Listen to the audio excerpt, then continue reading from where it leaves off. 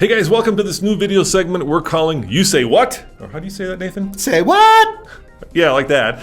Basically what we're going to be doing is we're going to be getting your reaction to a brand new car. And today's brand new car, Nathan, is...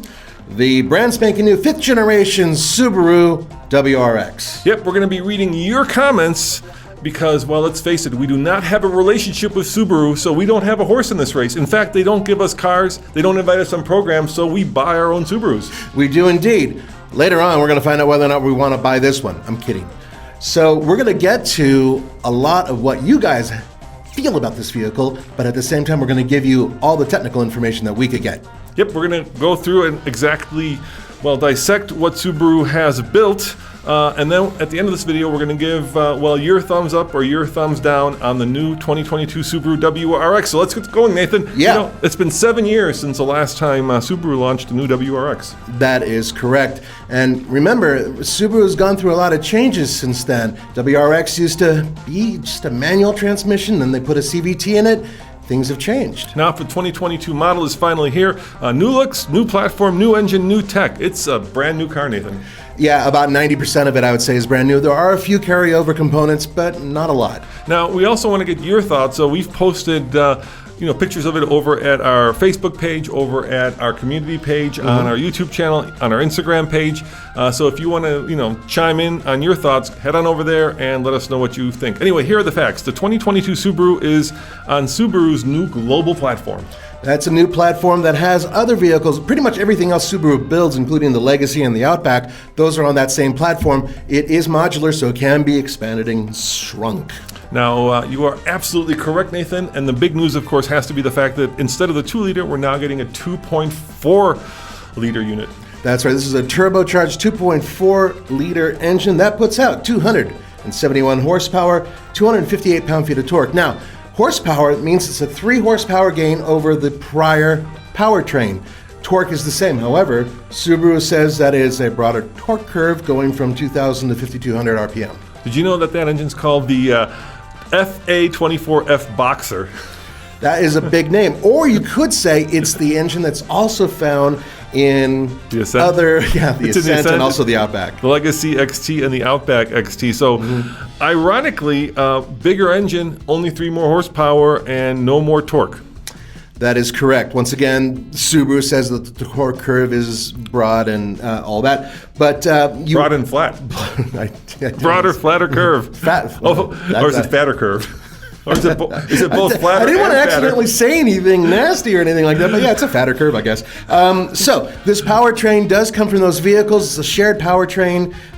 One thing that we won't be able to give you guys is MPG EPA numbers. They're not available yet. However, if you do look at the other vehicles, you could probably figure out roughly what this thing will do. So Subaru says better throttle response thanks to a turbocharger with an electronically controlled wastegate air bypass valve. Also, it still gets and you'll be happy about this, Nathan, 6-speed manual transmission.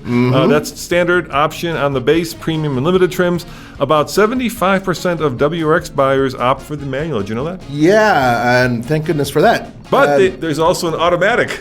Yeah, okay, so Subaru calls it the Subaru Performance Transmission. That's their word for it. They do not use in any of the literature we've seen so far continuously variable transmission as a term. However, from what we gather, it is still a CVT, but a new unit that can simulate the experience of driving an 8-speed automatic transmission, and it has paddle shifters. You are correct, sir. It's basically a transmission that is not a manual, not a dual clutch, but Subaru says that the 8-speed manual mode is faster on both upshifts and downshifts than before. Now, this is with the CVT. I'm not sure how you get... I don't know how that you rate a CVT in terms of upshifts and downshifts. Yeah, agreed. Yeah, they say 30% faster upshifts, 50% faster downshifts.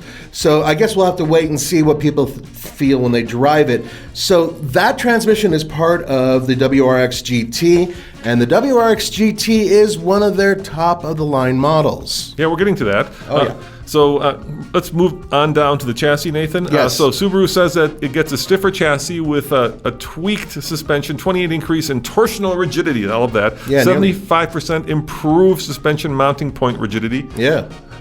I mean, these are all very important numbers. Now, bear in mind, this is an all-new platform that are putting this vehicle on. And because of that, having greater stiffness makes sense, and it's also a good thing for you guys. Subaru says that all helps the car feel more composed either on the road, on the track, or as a proper rally car. So let's talk tech improvements, Nathan. Subaru also gave some attention to the interior, more spacious in the rear thanks to the new global platform, so more legroom, new steering wheel, and new center stack. D-ring steering wheel. They're very, very passionate about their D-ring steering wheel, which is not only good for racers, but for fat people as well. So it's easier to get underneath because it's a flat steering wheel on the bottom. It's not a yoke. It's not a yoke or a joystick. Yeah.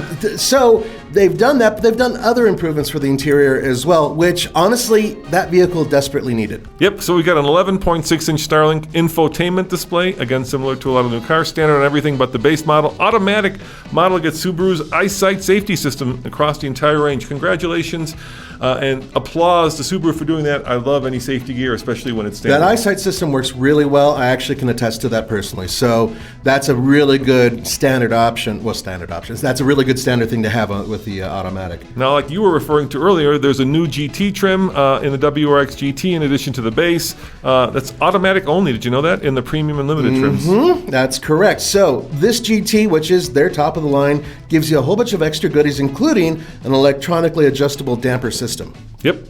What about styling? Well, fairly similar to the new car up front, right? So that hasn't changed, but definitely has a differently styled look out back. Now, we're not making any comments because we'll get to your comments on that in a second. Right. And there's also, well, I'm going to use the C word, cladding. Yes, that's right. If you look at the wheel wells, there's plastic cladding on them. Now, on the back wheel well, if you'll look carefully, you'll be able to see that there's small vents there, and Subaru claims that does help with aerodynamics. And finally, Nathan, before we get to your impressions and comments, when I say yours, I mean yours. No pricing, fuel economy information yet. The new Subaru WRX should go on sale in 2022, so next year, and depending on how the chip shortage goes, because they're, of course, affected by it. Yeah, that's right. Now, very important note here is that we do not know for sure if that date will be pushed back because of the chip shortage. But Subaru seems to be very, very passionate about this vehicle because everything that they have, all their knowledge currently, a lot of it comes from having return buyers. And you guys are the ones who show that passion. As such, a lot of people come back for another generation of Subaru WRX. So the question is, will you come back for this one? All right, well, let's find out, Nathan. I am on Autoblog, and I'm going to read a comment by Columbubba19. Okay. All right, he says, the consensus so far is the WRX groups really dropped the ball. For a much larger engine, the power increase is negligible. Worse is all the plastic on the bottom half of the car. Subjectively, it looks good, but the amount of unpainted plastic and tough flares, in quotes, don't fit the car. It's almost as if crossed a cross-track with an Impreza. It's their car. They can design how they want, but doesn't mean people are going to buy it. So this dude does not like the amount of cladding on it. Yeah. Now, can I throw a comment in there too? Yes. Now, this comes directly from the Subaru videos that Subaru themselves posted on YouTube. And this is a comment, and I'm not going to read out names, but this guy says, it's pretty funny. Not going to lie, after 3 bottles of vodka, 2 hits of weed, and a car crash later, it looks pretty cool. So far, and I've seen a lot of negatives. There are some positive comments out there though about the design. There is one guy, well, I don't know if this is positive or not, but he basically said it looks like the best looking Honda Civic he's ever seen.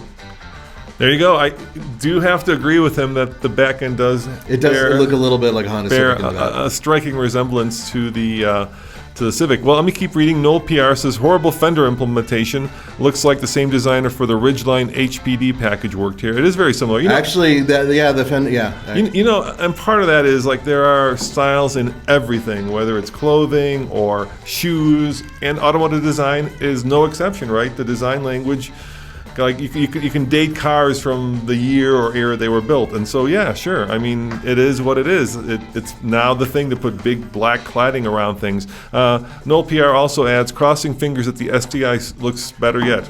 That is something that is a reoccurring theme on that the post that I was telling you guys about.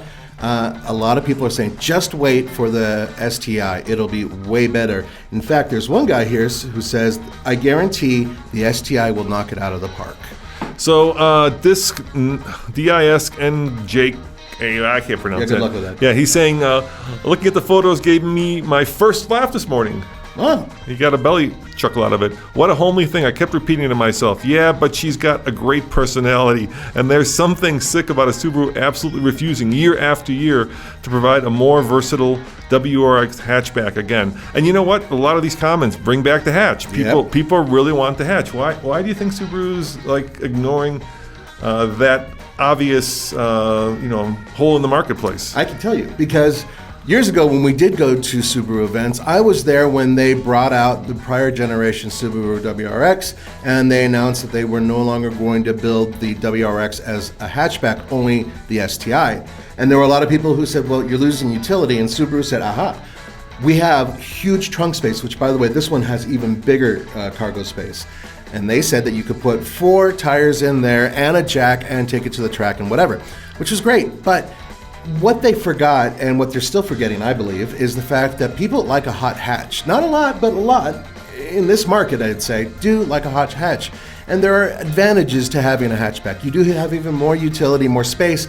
You also have a different shape, and I think that's part of the issue. The question is, why did Subaru once again ignore the fans when it came to having that option? And I have a very simple theory. So Gordon says, no hatch? Hello GTI, hello Civic, fail. And by the next revision day, cars will all be electric anyways. He's probably right about that. And by the way, guys, I'm reading negative comments, but I'm on Autoblog's coverage of the car. There's no positive comment here, Nathan, not one. Yeah, well, there are some positive comments on the video on YouTube that I was talking about that Subaru submitted. So you can check that out. One guy said it knocked it out of the park. It was one guy. I think that it's, and this is a personal thing, I'm not going to go into what's good and bad, but it is polarizing. So in other words, you can look at it and go, wow, or ooh. And I think that a lot of people are kind of going, ooh, right now. I also think it's fair to say, and Roman, I'm sure you'll agree with me, that until you see it in the flesh or in the steel, that maybe it will be a little bit better. There are some vehicles that aren't very photogenic. I agree, yeah. It's important to actually see what it looks like in its native environment. Exactly. I talked to Peter Schreier, who is the lead designer for Hyundai Kia. Yeah. And this is when the new Corvette came out, and I was like, "What do you think of the new Corvette?" And it was at the auto show. We were at the auto show. He goes, "I can't tell you until I actually see it on the street." And that's right, because you don't know what it looks like in its natural. A zebra, in a studio, it looks much different than a zebra on the vast African plains. The savannah, yeah. And that I personally feel that if I see this thing up close, I may have a different opinion than seeing it with these pictures. In fact, the picture I posted behind me is what I think is the best looking photo, because it shows it doing something kind of cool, which is out there using all-wheel drive, tearing off into the sand, which is, I think, cool. All right, now I've moved over to Reddit. Spa_5_fitness camp_ says, making a car so ugly is offensive to appease the 0.1% of buyers who actually go off-road rally racing is dumb. And that's not what happened. They just looked at the Crosstrek sales and said, let's copy that. That I would actually kind of agree with. I think that, and I was about to say, Crosstrek is one of the reasons why they're not producing a hatchback version of this vehicle. Villain Brandon says, any body shop could probably very easily paint the plastic to match a brand new car. For a few $100, you can have any color Subaru offers this plastic in. That's true. You could go paint it, I guess. I mean, they did the same thing with the Aztec, right? And so they painted components and whatnot. I would say that if you're buying a brand new vehicle, the idea of maybe I should get it painted right after I buy it might be a bit of an issue. Yay Whoa says, every fan base, every car, performance car is always the ugliest generation, is always the newest generation. That's true. Being a huge Subaru 04 STI and BMW 17 M3 fan, I can see it is with every car every few years. So basically he's saying when the car first comes out, everybody hates on it, and then eventually it kind of starts to grow on you and it gets better looking. Yeah, actually, you were talking about the hatch thing. I just saw a new post from a guy who says, I want an STI, and I hope it has a hatch option. So remember, Subaru hasn't done their debut yet with the STI, and we have no idea what they're building. Lots of rumors about high horsepower, but until it comes out, we just don't know. I do hope that they have a hatch version as well. Hey, 47 Island says this can look really good with some mods. So first positive comment. There you go. And here's another positive comment. I'm definitely getting the STI. I'm definitely getting the STI. dude, you don't even know what it looks like yet. Okay, so and anyway. finally, Football with the Foot says, besides, they always look ugly with the zero aesthetic mod. So, he's saying that every car without mod doesn't look good. Which, if you love modding your cars, I can completely, I'm on board with that. Well, there's a lot of Fast and Furious fans out there who might consider modding one of these. By the way, Nathan, before we wrap this up, did you see a movie called Baby Driver? Yeah, and that had a WRX in it. Yeah. I just rewatched that recently. That is such a good movie. If you guys are out there and you want to see like a true, I think at some point like the Fast and Furious franchise jumped the shark. It's no longer. It's comic book now. It's no longer like it's no longer authentic, right? But Baby Driver, oh my God, now that's a real movie about a real car. Yeah, there are actually some really good movies out there that aren't being talked about that are great car movies. And good soup. And wow. Okay. So go to there TikTok you go. if you want that reference. Wow. That's extraordinary. So, guys, we want to know in the comments below what you really think of the car, positive or negative. Try to keep the comments clean. But remember, we haven't seen it yet in person, so we're hoping eventually that we will, and we may have different opinions. You never know. And I think it's fair to say that so far the reaction, you said what? Shall we do it, Nathan? Yeah. So far, it's not looking good. People aren't loving on the new design of the WRX. Well, guys, thanks for joining us. Remember, check out TFL-studios.com. That's where we put all of our latest and greatest videos, podcasts, and news stories. Andre's hands-on with the new Silverado ZR2 is up there. Yeah, it's a pretty awesome truck, so you got to check that out. And then you could make it a little like web app and just have a little icon on your phone that you can click and go there. It makes it really easy. That's what I do every morning. I just click on it. Actually, I have it on my phone too. Yeah, it makes once again, it's TFL-studios.com. And thank you for joining us. And a lot more news coming from Subaru that we won't be reporting on because once again, it's not our. We will report on news. We just won't be driving very many. We won't be driving unless we buy them. Unless we buy them. Are we going to buy this? I don't know. Yeah, probably not. Yeah.